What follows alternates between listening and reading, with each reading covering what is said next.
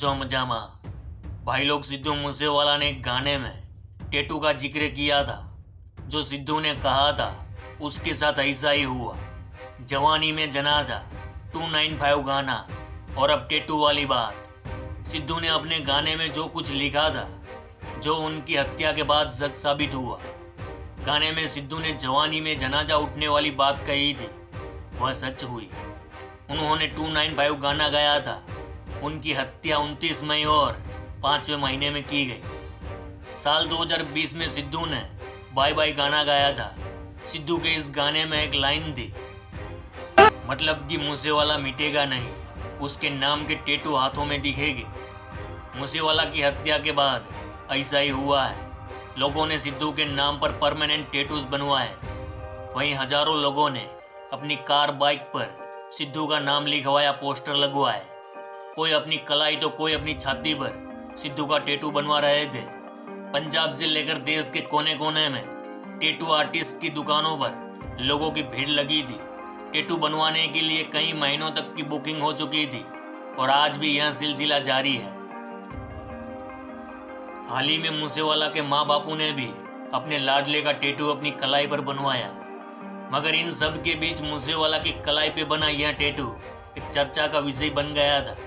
इस टैटू के बारे में कई सोशल मीडिया प्लेटफॉर्म पर बातें भी हुई थी।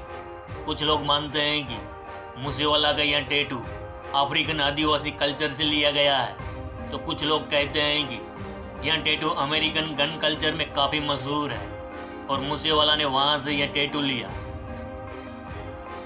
वहीं कुछ लोगों ने इस टैटू को इतिहास के सबसे अमीर इंसान के साथ जोड़ा है। कहते हैं कि मूसेवाला उस बंदे की तरह मशहूर और अमीर बनना चाहता था। लोग उसे बेइंतहा मोहब्बत करें और मूसेवाला की लाइफ जर्नी पर गौर करें तो मूसेवाला की जर्नी उस अमीर इंसान से मिलती जुलती है। तो आज मूसेवाला के टैटू के ऊपर जो भी तर्क वितर्क है उसकी गहराई तक जाना है।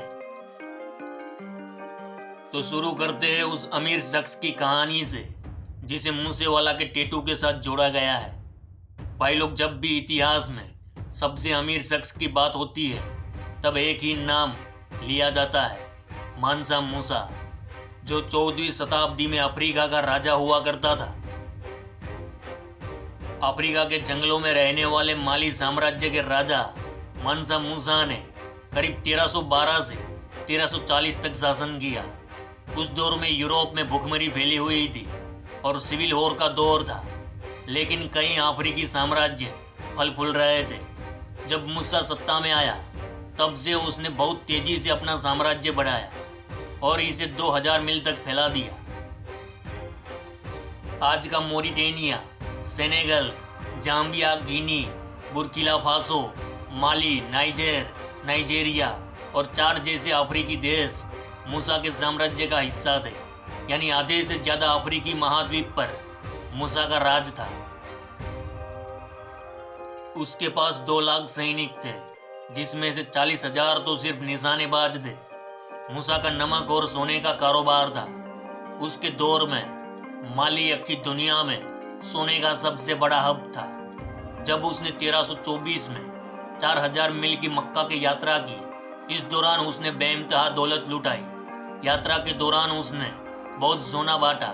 सफर के दौरान उसने मिस्र की राजधानी काहिरा में गरीबों को सोने से तोल दिया था, जिसका असर यह हुआ कि अचानक वहां सोने की कीमत गिर गई।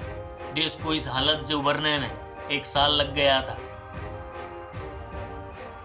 तब पूरे विश्व को मूसा की दौलत के बारे में पता चला, उसकी चर्चा होने लगी थी और 1340 के आसपास इतिहास का सबसे अमीर मूसा दुनिया को अलविदा कर गया। इधर लोग कहते हैं कि सिद्धू मूसेवाला भी पंजाब समेत देश दुनिया में खूब मशहूर था। उसके लाइव शो में लाखों लोगों की भीड़ लग जाती थी। उसका गाना रिलीज होते ही तहलका मच जाता था और अपने गानों के लिरिक्स की वजह से वो हमेशा सुर्खियों में रहता था। आज भी उसके जाने के बाद उसके चाहने वाले करोड़ों में हैं और वह जब मरा तब वह अमीर बन के मरा। अब बात करें दूसरे पॉइंट पे, तो मूसेवाला का यह टैटू अमेरिकन गैंगस्टरों में काफी दिखा गया है। वहाँ के गैंगस्टर इस तरह के टैटूज अपनी कलाई पर बनवाते हैं। आपने देखा होगा जब कोई क्रिमिनल वारदात को अंजाम देने जाता है तब इस तरह का मास्क पहनता है ताकि कोई उसे पहचान न पाए। तो मूसेवाला का टैटू इस तरह का भी हो सकता है। तीसरे पॉइंट पे बात करें तो अफ्रीकन जनजाति में आदिवासियों सदियों पहले इसी तरह की निशानियां शरीर पर बनवाया करते थे। तो हो सकता है यहाँ टैटू वहां से भी लिया गया हो। खैर हकीकत तो मूसेवाला ही जाने कि उसने यह टैटू किस से प्रेरित होकर बनवाया था। तो हम यहाँ किसी भी प्रकार का दावा नहीं कर सकते। खैर आप अपनी राय जरूर बता सकते हैं, तो कमेंट बॉक्स में लिखना जरूर कि आपको क्या लगता है। तो चलो इस गुज्जो भाई का राम राम, मिलते हैं फिर।